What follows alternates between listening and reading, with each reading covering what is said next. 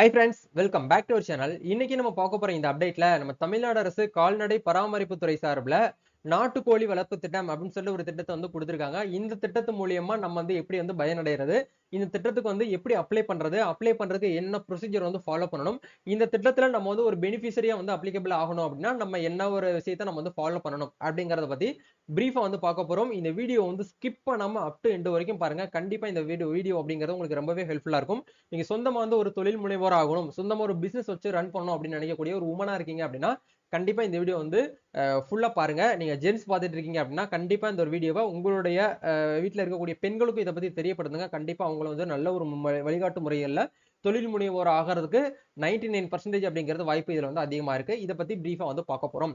வீடியோக்குள்ள போறதுக்கு முன்னாடி இப்பதான் நம்ம சேனலை நீங்க ஃபர்ஸ்ட் டைம் பாக்குறீங்க அப்படின்னா இந்த வீடியோக்கு கீழே இருக்கக்கூடிய ரெட் கலர் சப்ஸ்கிரைப் பட்டனையும் பக்கத்தில் இருக்கக்கூடிய அந்த பெல் பட்டனை கிளிக் பண்ணி ஆல்ங்கிறத எனபிள் பண்ணிச்சுக்கோங்க. நம்ம சேனல்ல இருந்து போஸ்ட் பண்ணக்கூடிய ஒவ்வொரு லேட்டஸ்ட் அப்டேட்ஸும் ஈஸியா நீங்க மிஸ் பண்ணாம பார்த்து தெரிஞ்சுக்க முடியும். சரி வாங்க இப்ப நம்ம டைரக்டா வீடியோக்குள்ள போகலாம். ஓகே, இன்னைக்கு நம்ம பார்க்க போற இந்த ஒரு டிபார்ட்மெண்ட் அப்படிங்கிறது அனிமல் ஹஸ்பண்டரி டிபார்ட்மெண்ட். அதாவது வந்து பாத்தீங்கன்னா நம்ம தமிழ்நாடு அரசு சார்பில் கால்நடை பராமரிப்பு துறையில தான் வந்து பாத்தீங்க அப்படின்னா இந்த நாட்டுக்கோழி வளர்ப்பு திட்டம் அப்படிங்கிற இந்த திட்டத்தை வந்து கொண்டு வந்திருக்காங்க. இந்த திட்டம் அப்படிங்கிறது ஏற்கனவே இருக்குது. பட் நிறைய நபர்களுக்கு வந்து திட்டத்தை பத்தி தெரியறது கிடையாது.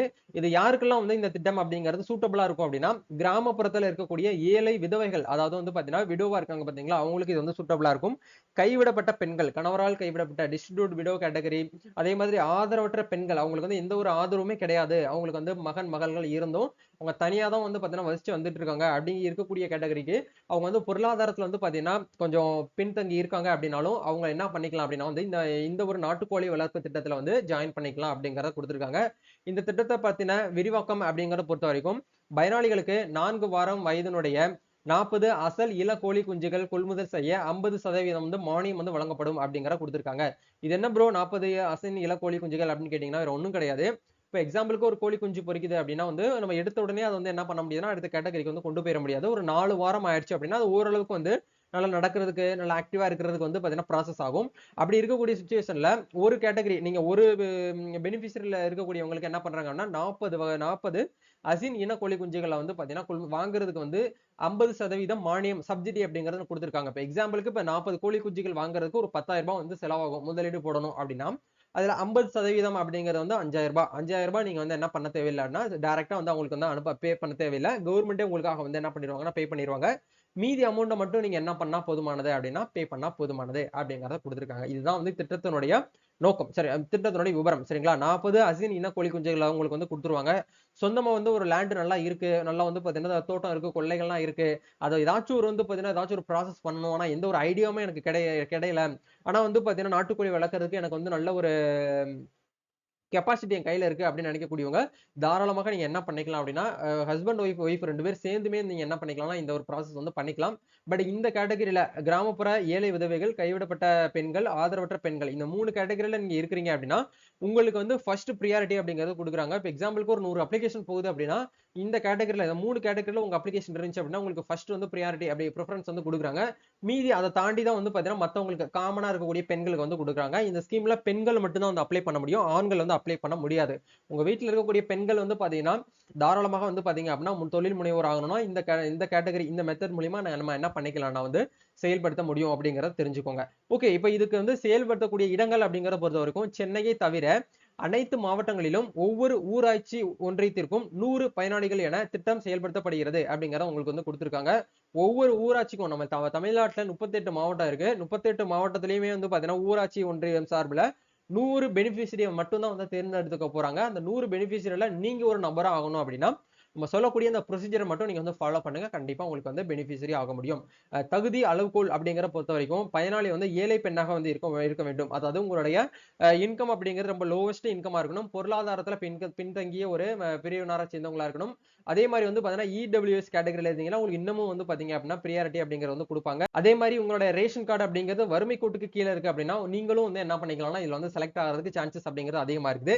ரெண்டாவது வந்து பாத்தீங்க அப்படின்னா விதவைகள், கணவரால் கைவிடப்பட்டோர், ஆதரவற்றோர், மாற்றுத்திறனாளிகள் மற்றும் மகளிர் சுய உதவி குழு உறுப்பினர்களுக்கு முன்னுரிமை வந்து வழங்கப்படும். நீங்க எஸ்ஹெச்ஜி அதாவது செல்ஃப் ஹெல்ப் குரூப்ல வந்து இருக்கிறீங்க அப்படின்னா நீங்க ஒரு மெம்பரா இருந்தாலும் சரி இல்ல ஹெட்டா இருந்தாலும் சரி உங்களுக்கு வந்து என்ன பண்றாங்கன்னா ப்ரியாரிட்டி வந்து கொடுக்குறாங்க. பயனாளி பங்களிப்பு தொகையாக இதுல வந்து மென்ஷன் பண்ணியிருக்காங்க பாருங்க. பயனாளி 50% பங்களிப்பு தொகையாக 1600 வழங்கும் திறன் கொண்டவராக வந்து இருக்க வேண்டும் அப்படிங்கிறத வந்து கொடுத்திருக்காங்க.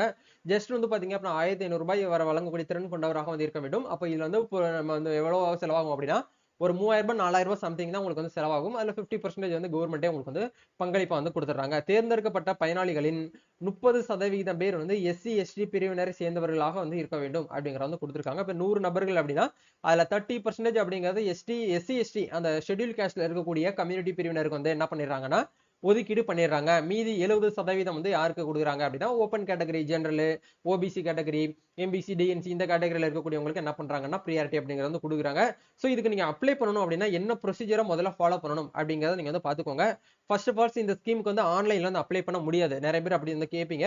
ஆன்லைன்ல அப்ளிகேஷன் இருந்துச்சுன்னா நான் லிங்க் கொடுத்துருவேன். நீங்க வந்து அப்ளை பண்ணிக்கலாம். இது வந்து ஆஃப்லைன்ல தான் அப்ளிகேஷன் வாங்கி நம்ம என்ன பண்ற மாதிரி இருக்கும்னா கைப்பட நீங்க வந்து உங்க பேரு, உங்களுடைய அட்ரஸ், உங்களுடைய பேங்க் அக்கௌண்ட் நம்பரு, அதே மாதிரி உங்களுடைய ரேஷன் கார்டு, ஆதார் கார்டு, நீங்க வந்து ப்ரியாரிட்டி ஹவுஸ் ஹோல்ட் இருக்கக்கூடியவங்களுக்கு வந்து பாத்தீங்க அப்படின்னா அதுக்கு உண்டான ப்ரூஃப், சப்போர்ட்டிங் டாக்குமெண்ட்ஸ்லாம் அப்ளிகேஷன் பின்னாடி வந்து பின் பண்ணி நீங்க வந்து சம்பந்தப்பட்ட ஆபீஸ் கிட்ட வந்து கொடுக்கணும். பட் இது வந்து ஆஃப்லைன் அப்ளிகேஷன்ங்கிறதுனால இந்த ப்ரொசீஜர் வந்து ஃபாலோ பண்ணணும். ஃபர்ஸ்ட் வந்து ரெண்டு மெத்தட்ல நீங்க வந்து அப்ளை பண்ணிக்கலாம். முதல்ல மக்களுடன் முதல்வர் அப்படிங்கிற ஒரு கேம்ப் வந்து நடத்துவாங்க. முதல்வர் முகாம் மூலம் மக்கள் நேரடியாக விண்ணப்பிக்கலாம். இரண்டாவது வந்து அருகில் உள்ள கால்நடை மருந்தகத்தில் அல்லது கால்நடை உதவி மருத்துவரிடம் விண்ணப்பிக்கலாம் அப்படின்னு சொல்லிட்டு கொடுத்திருக்காங்க. உங்க நேர்பையில இருக்கக்கூடிய டாக்டர்ஸ் அதாவது லைக் வந்து பாத்தீங்க அப்படின்னா அனிமல் ஹஸ்பண்டரி டிபார்ட்மெண்ட்ல போயிட்டு நீங்க என்ன பண்ணிக்கலாம்னா அப்ளை பண்ணிக்கலாம். அந்த டிபார்ட்மெண்ட்டுக்கான அட்ரஸ் எங்க இருக்கு அப்படின்னு கேட்டீங்கன்னா உங்களுடைய ஓன் டிபார்ட்மெண்ட் உங்களுடைய ஓன் டிஸ்ட்ரிக்டோடைய வெப்சைட் வந்து போய்க்கோங்க. இப்போ எக்ஸாம்பிளுக்கு கோயம்புத்தூர் அப்படின்னா கோயம்புத்தூர் அபிஷியல் வெப்சைட் ஓபன் பண்ணி டிபார்ட்மெண்ட் அப்படிங்கிற இடத்துல தேர்ட் ஆப்ஷன் உங்களுக்கு வந்து கொடுத்துருக்காங்க பாருங்க. அனிமல் ஹஸ்பண்டரி டிபார்ட்மெண்ட் அப்படிங்கிற இடத்துல அவங்களுடைய கான்டாக்ட் நம்பர்ஸ், அவங்களுடைய அட்ரஸ் எல்லாமே வந்து கொடுத்துருக்காங்க. இங்க போயிட்டு கூட நீங்க என்ன பண்ணிக்கலாம்னா இதுக்காக அப்ளிகேஷன் நீங்க வந்து வாங்கிக்கலாம். இல்ல வேற ஏதாவது வந்து பாத்தீங்க அப்படின்னா உங்க நேர்பையில இருக்கக்கூடிய கால்நடை மருந்தகம் அப்படின்னு சொல்லிட்டு கண்டிப்பா ஒண்ணு இருக்கும். அங்க போயிட்டு நீங்க என்ன பண்ணிக்கலாம்னா இது வந்து அப்ளிகேஷன் ஃபார்ம் வந்து வாங்கி ஃபில்அப் பண்ணி அவங்க கிட்டே நீங்க வந்து கொடுத்தா போதுமானது அப்படிங்கிறத கொடுத்துருக்காங்க. சோ கண்டிப்பா இந்த ஒரு வீடியோ உங்களுக்கு வந்து ரொம்பவே வந்து ஹெல்ப்ஃபுல்லா இருக்கும்னு நினைக்கிறேன். இந்த வீடியோ பத்தி நீங்க என்ன நினைக்கிறீங்க, இந்த ஸ்கீமை பத்தி நீங்க என்ன நினைக்கிறீங்க அப்படிங்கிறத மறக்காம கமெண்ட் செக்ஷன்ல ஷேர் பண்ணுங்க. நம்ம நெக்ஸ்ட் ஒரு அப்டேட்ல மீட் பண்ணுவோம். Thank you, all the best.